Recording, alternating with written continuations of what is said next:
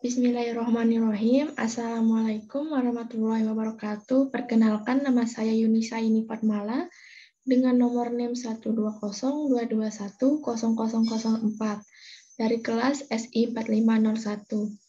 Dalam video ini, saya akan memberikan video pembelajaran tentang urgensi agama Islam. Yang pertama, motivasi manusia dalam beragama. Motivasi beragama merupakan dorongan psikis yang memiliki landasan ilmiah dalam watak kejadian manusia. Dalam relung jiwanya, manusia merasakan adanya dorongan untuk mencari dan memikirkan Sang Penciptanya dan Pencipta alam semesta. Dorongan untuk menyembahnya, meminta pertolongan kepadanya setiap kali ia ditimpa malapetaka dan bencana. Dorongan inilah yang dapat dikatakan sebagai motivasi beragama.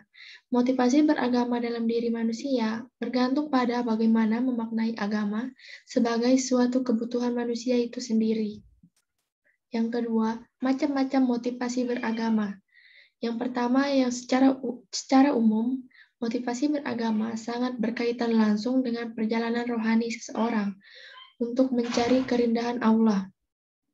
Secara umum, motivasi beragama dibagi menjadi dua, yaitu motivasi intrinsik dan motivasi ekstrinsik, yang dimana motivasi intrinsik merupakan motivasi yang berasal dari diri seseorang tanpa ada pengaruh dari luar. Dalam beragama, seseorang merespon ajaran Islam melalui pemahaman yang mendalam lewat kitab suci Al-Quran dan hadis untuk mendapatkan kebenaran yang hakiki setelah melalui perjalanan rohani yang panjang. Sedangkan motivasi ekstrinsik merupakan motivasi yang datang karena adanya dorongan dari luar. Seseorang beragama Islam karena memang dari keturunan atau lingkungannya memilih Islam. Hal itu juga dapat dipengaruhi oleh hal-hal lain di luar dari nilai yang terkandung dalam ajaran Islam itu sendiri. Motivasi ini terdapat pada masyarakat secara umum termasuk kita sendiri. Kedua, motivasi beragama yang ada dalam Islam. Motivasi beragama yang ada dalam Islam dapat dikategorikan menjadi dua, yaitu motivasi beragama yang rendah dalam Islam dan motivasi beragama yang tinggi dalam Islam. Apa yang dimaksud motivasi beragama rendah dalam Islam? Yang pertama, motivasi beragama karena didorong oleh perasaan ria. Selanjutnya, motivasi beragama karena ingin mematuhi orang tua dan menjauhkan larangannya. Selanjutnya, motivasi beragama karena demi gengsi seperti ingin mendapatkan predikat alim atau taat. Selanjutnya, motivasi beragama karena didorong oleh keinginan untuk mendapatkan sesuatu atau seseorang, seperti motivasi seseorang dalam salat untuk menikah. Sedangkan motivasi beragama yang tinggi, apakah itu? Motivasi beragama karena didorong oleh keinginan untuk mendapatkan surga dan menyelamatkan diri dari azab neraka. Selanjutnya, motivasi beragama karena didorong oleh keinginan untuk beribadah dan mendekatkan diri kepada Allah. Selanjutnya, motivasi beragama karena didorong oleh keinginan untuk mendapatkan kerindahan Allah dalam hidupnya. Selanjutnya, kategorisasi agama. Yang pertama, agama wahyu dan agama budaya. Yang dimana agama wahyu merupakan agama samawi atau agama langit, yang dimana artinya agama yang diterima oleh manusia dari Allah Sang Pencipta melalui malaikat Jibril dan disampaikan serta disebarkan oleh Rasulnya kepada umat manusia. Yang dimana agama budaya merupakan agama ardi, agama bumi, dan agama alam. Yang artinya agama yang ajaran-ajarannya diciptakan oleh manusia sendiri, tidak diwahyukan oleh Allah melalui Rasulnya. Jadi, agama budaya merupakan suatu paham yang berasal dari suatu tradisi, adat istiadat yang harus dilestarikan. Adapun ciri-ciri agama wahyu yaitu agama wahyu yang dipastikan kelahirannya yang dapat ditentukan dari tidak ada menjadi ada. Selanjutnya disampaikan melalui utusan atau Rasul Allah yang bertugas menyampaikan dan menjelaskan lebih lanjut wahyu yang diterimanya dengan berbagai cara dan upaya. Selanjutnya, memiliki kitab suci yang keautentikannya bertahan tetap, yaitu kitab suci yang bersih dari campur tangan manusia sebagai keaslian dari Tuhan. Selanjutnya, ajarannya serba tetap, tetapi tafsiran dan pandangannya dapat berubah dengan perubahan akal sesuai dengan situasi dan kondisi, atau sesuai dengan kemajuan berpikir, kecerdasan, dan kepekaan para penganutnya. Selanjutnya, konsep ketuhanannya monoteisme mutlak atau tauhid. Selanjutnya, kebenaran prinsip-prinsip ajarannya tahap terhadap kritik akal. Mengenai alam nyata dalam perjalanan ilmu satu demi satu, terbukti kebenarannya mengenai alam gaib dapat diterima oleh akal. Sistem nilai ditentukan oleh Allah sendiri yang diselaraskan dengan ukuran dan hakikat kemanusiaan. Yang terakhir, melalui agama wahyu, Allah memberi petunjuk pedoman, tuntunan, dan peringatan kepada manusia dalam pembentukan insan yang bersih dari dosa. Adapun ciri-ciri agama budaya. Yang pertama, agama budaya tidak dapat dipastikan kelahirannya. Selanjutnya, tidak mengenai utusan atau Rasul Allah. Yang mengajarkan agama budaya adalah filsuf atau pendiri agama, atau tumbuh dalam masyarakat penganutnya tersebut. Selanjutnya, umumnya tidak memiliki kitab suci, kalaupun ada akan mengalami perubahan-perubahan dalam perjalanan sejarahnya. Selanjutnya, ajarannya berubah seiring perubahan akal pikiran masyarakat yang menganut atau oleh filosofnya. Selanjutnya, konsep ketuhanannya bukan monoteisme, akan tetapi bisa dianisme atau anisme, politeisme, dan yang paling tinggi monoteisme nisbi. Kebenarannya, prinsip ajarannya tak kebal terhadap kritik akal. Mengenai alam nyata ketika dibuktikan keliru oleh ilmu dalam perkembangannya, mengenai alam gaib tak termakan oleh akal. Selanjutnya, nilai agama ditentukan oleh manusia sesuai dengan cita-cita, pengalaman, dan penghayatan masyarakat penganutnya. Yang terakhir, pembentukan manusia disandarkan pada pengalaman dan penghayatan masyarakat penganutnya yang belum tentu diakui oleh masyarakat lain. Adapun perbedaan dari kedua jenis agama ini dikemukakan oleh Al-Masdusi dalam Living Religions of the World sebagai berikut. Yang pertama, agama wahyu berpokok pada konsep keesaan Tuhan, sedangkan agama bukan wahyu tidak demikian. Agama wahyu beriman kepada nabi, sedangkan agama wahyu tidak. Dalam agama wahyu, sumber utama tuntunan baik dan buruk adalah kitab suci yang diwahyukan, sedangkan agama bukan wahyu tidak. Agama wahyu jelas dan tegas, sedangkan agama bukan wahyu kabur dan elastis. Yang terakhir, agama wahyu memberikan arah yang jelas dan lengkap baik aspek spiritual maupun material, sedangkan agama bukan wahyu tidak menitik beratkan kepada aspek spiritual saja atau pada aspek material saja. Peran agama dalam kehidupan individu dan masyarakat. Yang pertama, peran agama dalam kehidupan individu, yang dimana yang pertama, agama sebagai sumber nilai dalam menjaga kesusilaan. Yang kedua, agama sebagai sarana untuk mengatasi frustasi. Menurut Miss Guerry, diri manusia memiliki bentuk sistem tertentu. Sistem ini merupakan sesuatu yang dianggap bermakna bagi dirinya. Yang kedua, agama sebagai sarana untuk mengatasi frustasi, yang dimana maksudnya adalah pengamatan psikolog bahwa keadaan frustasi itu dapat menimbulkan tingkah laku keagamaan. Orang yang mengalami frustasi tidak jarang bertingkah laku religius atau keagamaan. Untuk mengatasi frustasi, kebutuhan-kebutuhan manusia pada hakikatnya diarahkan kepada kebutuhan duniawi, seperti kebutuhan fisik, atau pangan, sandang, papan, seks, dan sebagainya. Kebutuhan psikis yaitu kehormatan, penghargaan, perlindungan, dan sebagainya. Untuk itu, ia melakukan pendekatan kepada Tuhan melalui ibadah. Hal tersebut yang melahirkan tingkah laku keagamaan. Yang ketiga, agama sebagai sarana untuk mengatasi ketakutan. Yang dimana maksudnya adalah ketakutan yang dimaksud dalam kaitannya dengan agama sebagai sarana untuk mengatasinya adalah ketakutan yang tidak ada objeknya. Untuk mengatasi ketakutan seperti di atas, psikolog sebagai ilmu empiris terbentur masalah karena kesulitan. Karena bentuk ketakutan tanpa objek hampir tidak bisa diteliti secara positif atau empiris.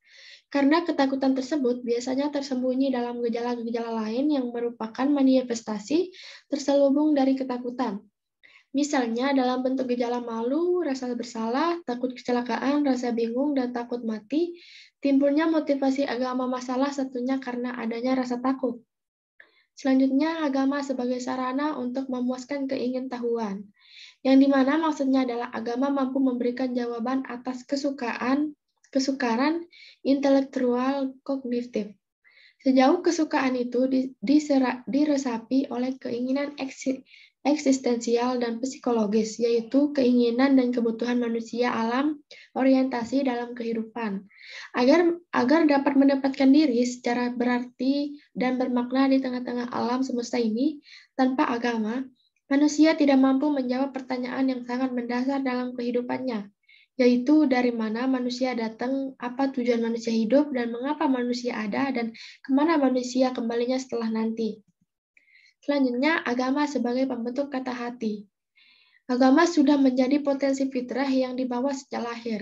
Pengaruh lingkungan terhadap seseorang adalah pemberi bimbingan kepada potensi yang dimilikinya itu.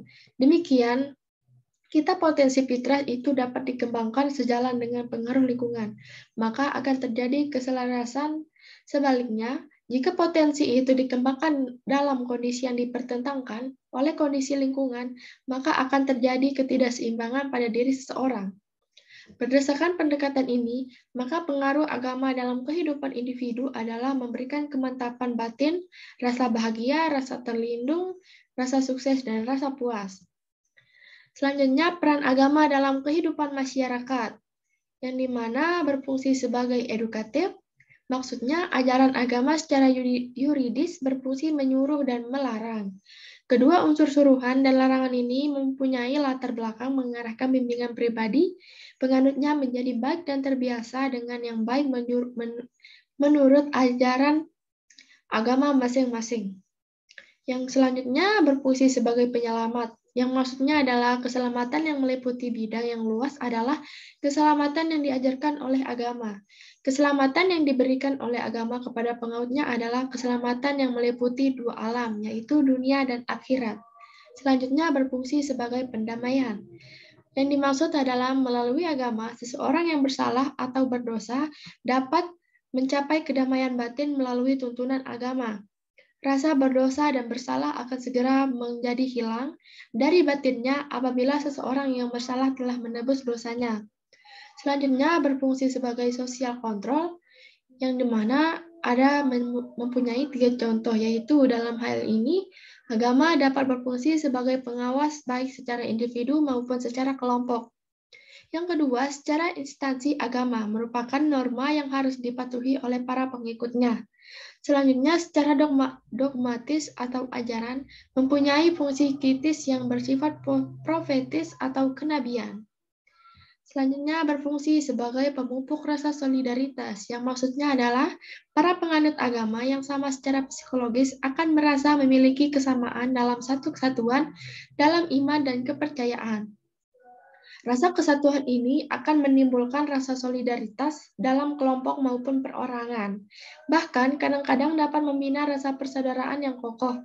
Bahkan rasa persaudaraan solidaritas itu bahkan dapat mengalahkan rasa kebangsaan. Selanjutnya berfungsi transformatif, yang mana dimaksud adalah ajaran agama dapat merubah kehidupan seseorang atau kelompok menjadi kehidupan baru, sesuai dengan ajaran agama yang dianutnya. Selanjutnya berfungsi kreatif. Maksudnya adalah ajaran agama mendorong dan mengajak para penganutnya untuk bekerja produktif bukan saja untuk kepentingan diri sendiri, tetapi juga untuk kepentingan orang lain. Penganut agama bukan saja disuruh bekerja secara rutin dalam pola hidup yang sama, akan tetapi juga dituntut untuk melakukan inovasi dan penemuan baru dalam pekerjaan yang dilakukannya. Selanjutnya berfungsi sublimatif. Ajaran agama mengkuduskan segala usaha manusia bukan saja yang bersifat ukrawi, melainkan juga bersifat duniawi. Segala usaha manusia selama tidak bertentangan dengan norma-norma agama, bila dilakukan dengan ikhlas karena Allah merupakan ibadah. Pengertian dan karakteristik agama Islam. Berdasarkan ilmu bahasa atau etimologi, kata Islam berasal dari bahasa Arab, yaitu kata salima yang berarti selamat, sentosa, dan damai. Dari kata itu terbentuk kata aslama, yuslimu, islaman yang berarti juga menyerahkan diri, tunduk, patuh, dan taat. Sedangkan muslim yaitu orang yang telah menyatakan dirinya taat, menyerahkan diri, patuh, dan tunduk kepada Allah Subhanahu wa taala.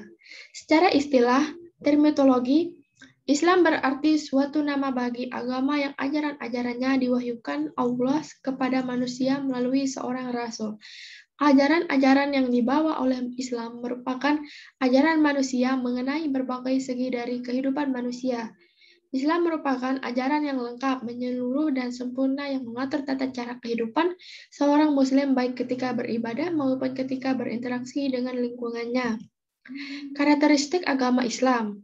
Beberapa karakteristik agama Islam antara lain Rabbaniyah atau bersumber langsung dari Allah, yang merupakan Islam merupakan manhaj Rabbani atau konsep Allah Subhanahu wa taala baik dari aspek akidah, ibadah, akhlak, syariat, dan peraturannya semua bersumber dari Allah Subhanahu wa taala. Yang kedua, insaniyah alamiah atau humanisme yang bersifat universal. Islam merupakan petunjuk bagi seluruh manusia.